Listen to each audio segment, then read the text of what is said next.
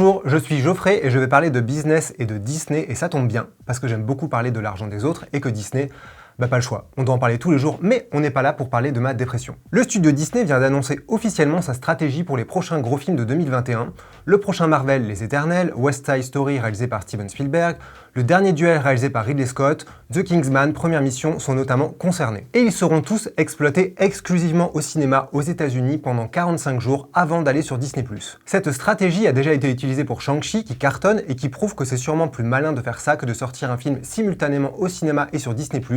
C'est ce qui s'était passé pour Black Widow. C'est une décision un peu attendue qui montre que Disney s'aligne sur le modèle de Warner Bros. Et c'est une décision qui va vers une harmonie industrielle entre les studios et les exploitants de salles, entre l'expérience au cinéma et la montée en puissance de la SVOD, entre le streaming légal et le piratage illégal, et même entre les studios et les artistes. Et pour bien comprendre tout ce bordel et comment on en est arrivé là, il faut revenir un peu en arrière. Depuis fin 2019, Disney+ joue un rôle crucial dans ce qu'on appelle joyeusement la guerre du streaming. Alors c'est quoi cette guerre? C'est la bataille pour les abonnés et pour grignoter le terrain occupé par Netflix. Et Mickey se défend bien, puisque Disney+ a attiré 116 millions d'abonnés en un an et demi en gros, face à Netflix qui en a 210 millions. Ce sont donc les leaders de cette guerre. Mais Disney, comme les autres studios, a un problème à gérer. Il y a Disney+, mais il y a aussi les salles de cinéma. Les deux font partie de leur business, et à ce moment-là, comment avancer des deux côtés? Visiblement, personne ne sait vraiment, donc tout le monde fait des expérimentations. Le premier grand test s'appelait Mulan. En pleine pandémie, Disney avait annulé la sortie cinéma dans plein de pays pour l'exploiter directement sur Disney+. Et en plus, Mulan est sorti en Premium Access, ça veut dire qu'il fallait payer environ 30 $ en plus de l'abonnement Disney+, pour le voir. Tout ça avait évidemment créé beaucoup de débats à l'époque. Quelques mois après, Disney avait fait pareil avec Soul, le Pixar, sauf que là, c'était pas en Premium Access, c'était donc une période d'expérimentation assumée par le studio. En 2021, on est passé à une autre phase de test, avec cette fois les salles de cinéma dans l'équation. Repoussé depuis environ 1000 ans, Black Widow a servi de crash test. Le film avec Scarlett Johansson est sorti simultanément sur Disney+ et au cinéma aux États-Unis. Et le bilan est légèrement compliqué. Déjà, ça a créé un léger problème avec l'actrice qui a attaqué Disney en justice pour rupture de contrat.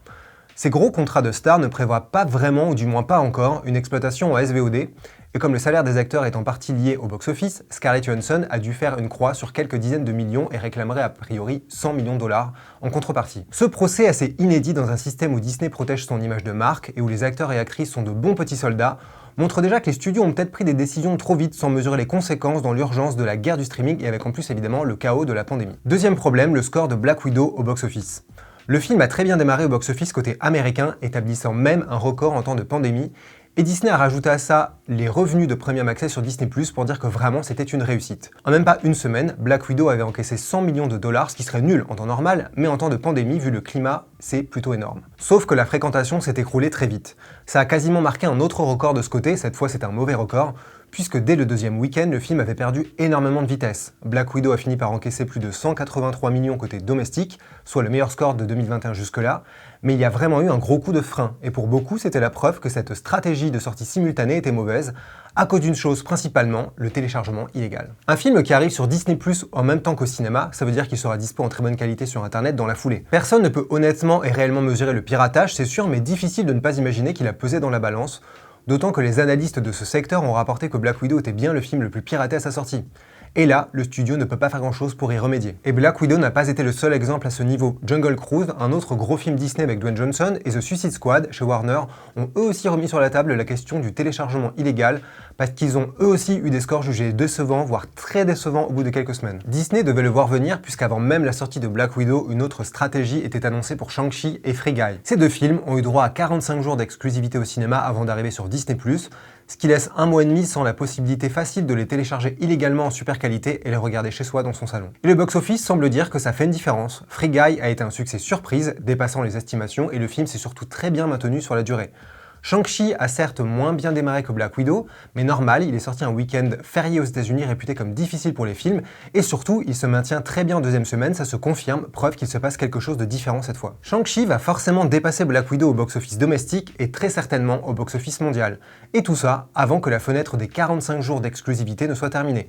45 jours, un mois et demi, c'est en gros une durée de bonne exploitation au cinéma, donc après ça, la carrière du film est à peu près finie, sauf événements dingo ou interminables comme Avatar ou Avengers Endgame. Après tous ces tests parfaitement assumés, Disney a donc rectifié pour de bon le tir et a annoncé cette mise à jour de leur stratégie. Ça concernera donc les États-Unis, pour les Éternels, West Side Story, le préquel de Kingsman ou encore le dernier duel. Aucun mot encore sur 2022, donc on est sûrement encore dans un test et il y aura sûrement des leçons à tirer d'ici là. Cette stratégie serait ainsi le meilleur des deux mondes entre les salles de cinéma et la SVOD, ou en tout cas personne ne semble avoir trouvé mieux pour éviter l'auto-sabotage. Warner l'avait déjà compris.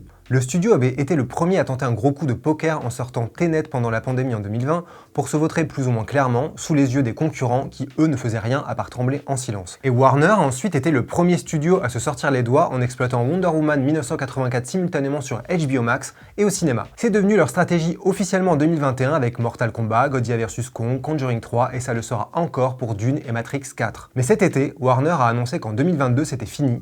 Leurs films seront exploités exclusivement au cinéma pendant 45 jours avant d'aller sur HBO Max. En somme, Disney n'a rien inventé. Le studio a joué la prudence, a testé voire sacrifié quelques films pour jauger le public, sonder le marché et en tirer des leçons. Et c'est assez drôle parce que clairement tout le monde chez Disney a dû être fébrile pendant ces longs mois. Rappelons qu'en décembre 2020, Kevin Feige, le boss de Marvel, criait sur tous les toits que le streaming c'était l'avenir à 100% et que le public voulait limite que ça. Et pendant des mois, il a refusé de répondre sur les détails de la sortie des Éternels, preuve que tout le monde attendait les résultats avant de décider. Mais il a en tout cas raison sur une chose, c'est le public qui dicte la loi, en téléchargeant illégalement, en allant voir un film au cinéma ou les deux. Autre chose à ne pas oublier, la situation reste hautement instable. Et ça commence à devenir même un peu absurde à observer, puisque récemment, Top Gun 2 et Mission Impossible 7 ont été encore une fois repoussés pour atterrir en 2022, mais Venom, lui, en parallèle, a été avancé pour arriver plus tôt en octobre. Pourquoi ? Parce que le succès de Shang-Chi serait ainsi rassurant pour les studios. On voit bien qu'entre l'extrême prudence et la vision court-termiste, et en plus l'embouteillage des sorties, c'est un sacré bordel qui n'est pas encore fini. En France, ça ne change rien a priori.